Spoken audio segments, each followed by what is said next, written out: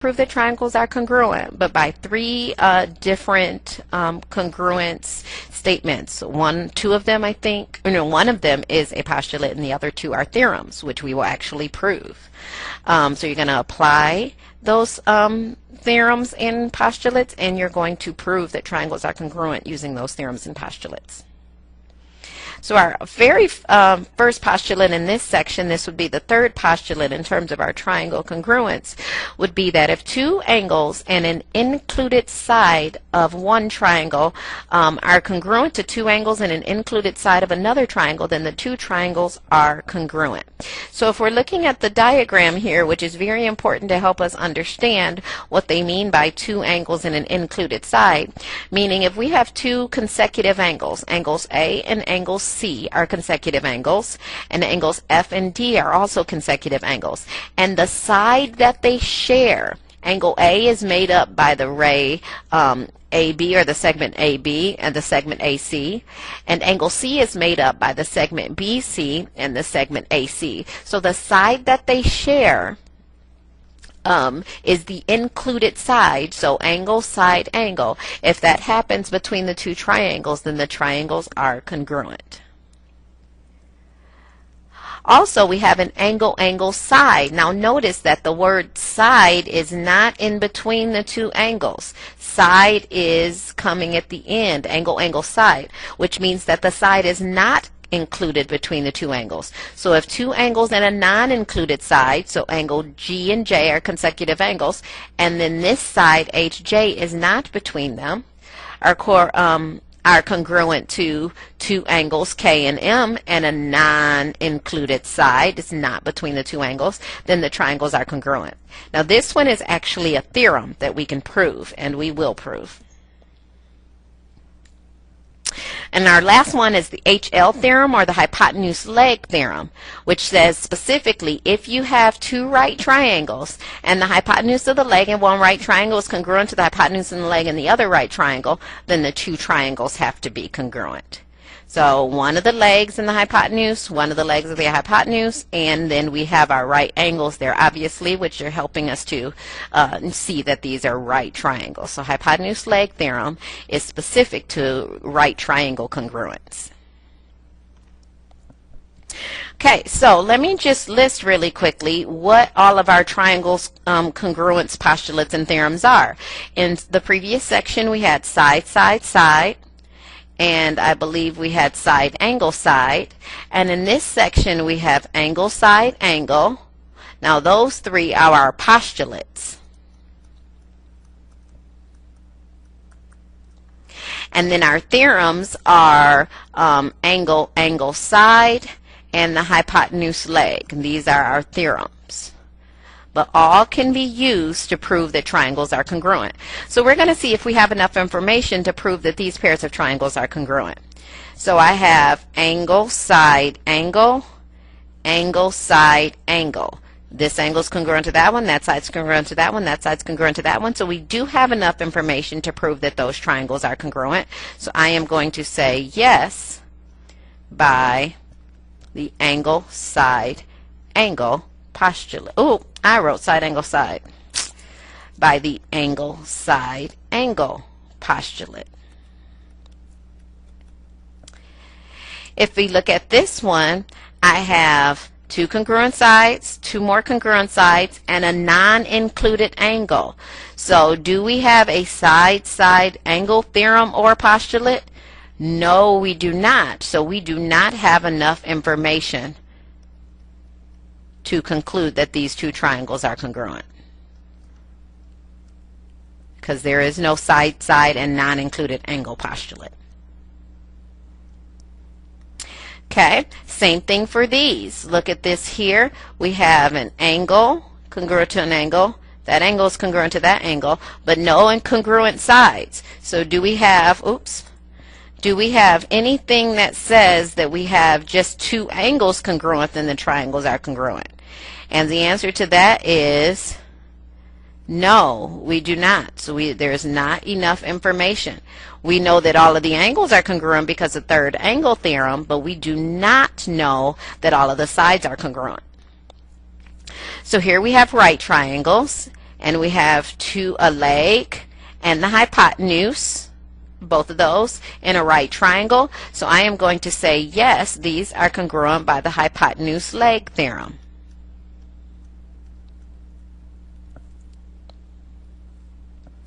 And then our last set here, if we look at this, I have two angles and a non-included side, two angles and a non-included side. So I have angle, angle, side, and that definitely is one of our congruence theorems or postulates. I believe that angle, angle, side is a postulate, is a theorem.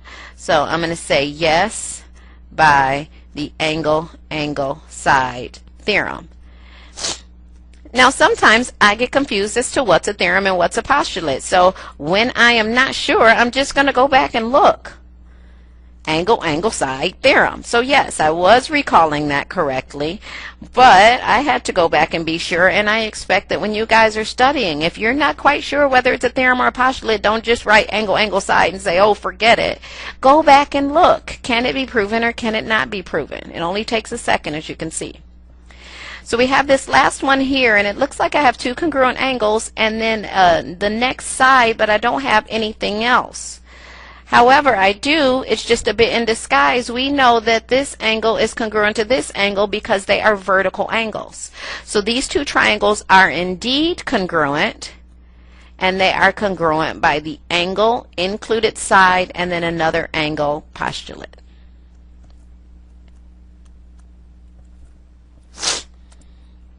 Okay, so can we determine if these can be proven congruent by angle, side, angle?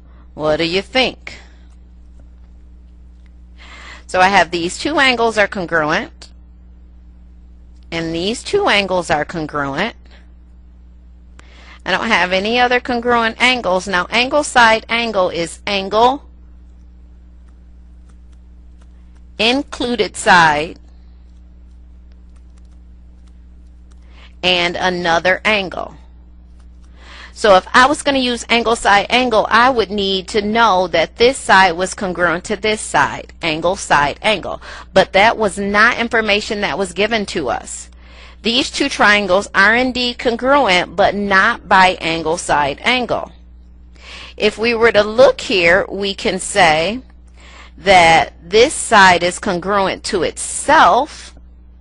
Okay, now because that side of is congruent to itself, we can say the triangles are congruent, but not by angle, side, angle.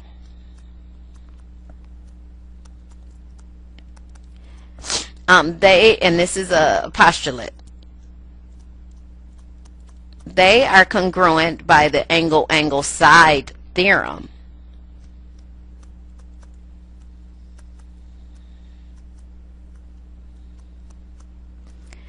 And that is because that side is congruent to itself by the reflexive property. Okay, so lastly we're going to do a proof here, and the proof is going to, we're going to prove that two triangles are congruent. Now the very first thing I want to do is highlight that the triangles that I'm trying to prove are congruent. I'm trying to prove that XYZ, that's this triangle here, is congruent to triangle VYW. So that's this triangle here. So ultimately, that's what I'm trying to prove. What have I been given? That angle X is congruent to angle V. So I'm going to put my congruence marks in there. That angle YZW is congruent to YWZ. So this angle here is congruent to this angle here. And then I know that XY is congruent to VY. So XY is congruent to VY. So that's all of the information that I've been given. So I know that I can use side, side, side, side, angle, side, angle, side, angle, angle, angle, side, or hypotenuse leg. Hypotenuse leg is out. Okay, I'm not going to get three because it's not a right triangle. I'm not going to get three congruent sides, so I'm going to say side, side, side is out. So now I'm looking at the other two, and I'm going to see if I can use any other theorems to get one of the other three. I'm sorry. Okay, so number one, I'm going to do my given.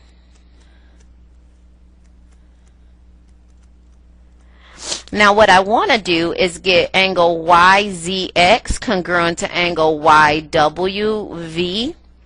And then if I can do that, then I can use angle side. So that's my goal. That's what I want to do, but I'm going to see if I can make that happen. Okay, so we also know, so I want to get that these two are congruent to one another. So that's what I want to show. I'm marking it in the picture, but that's what I eventually want to show. So then I'm going to say for, I'm going to write the rest of my givens. I'm sorry, you guys. Is congruent to angle YWZ. And that was also given. And XY is congruent to VY. And that was also given. Okay, so I can also say that angle YZW and angle YZX are supplementary. And that's by the linear pair theorem.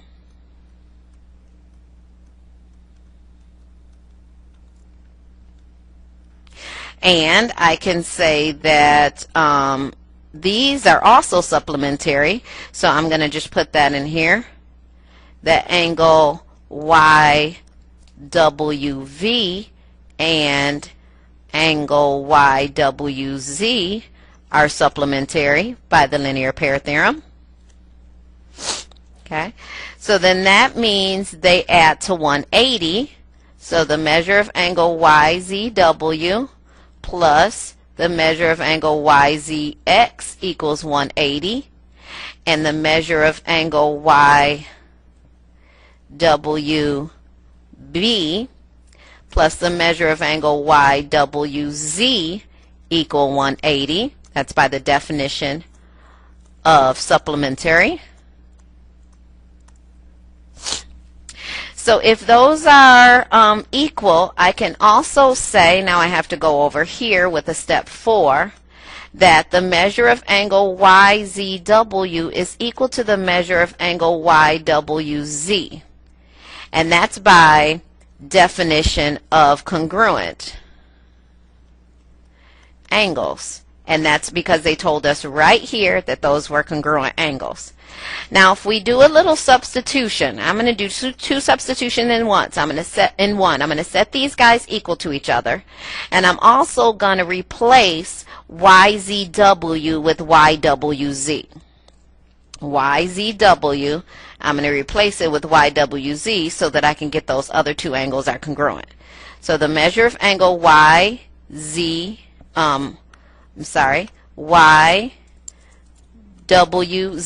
that was my substitution. I replaced YZW with YWZ because they're equal. Plus, the measure of angle YZX is equal to these guys. The measure of angle YWV plus the measure of angle YWZ. Now notice we have two angles that are the same. YWZ, or YWZ is here, and YWZ is here. Okay, so if I subtract them from both sides, then hopefully, so that was by substitution.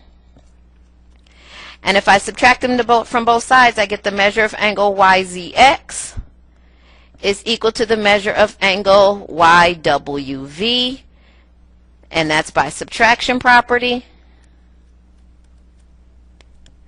And then for step 7, that means that angle YZX is congruent to angle YWV, which I already marked in the picture, and that's by definition of congruence. And then the last thing I can say, I'm going to write it right up here for my step 8. Sorry, it's all over the place, but I ran out of room. I am going to say that means that triangle XYZ is congruent to triangle VYW, and my reason is angle side. Angle side theorem.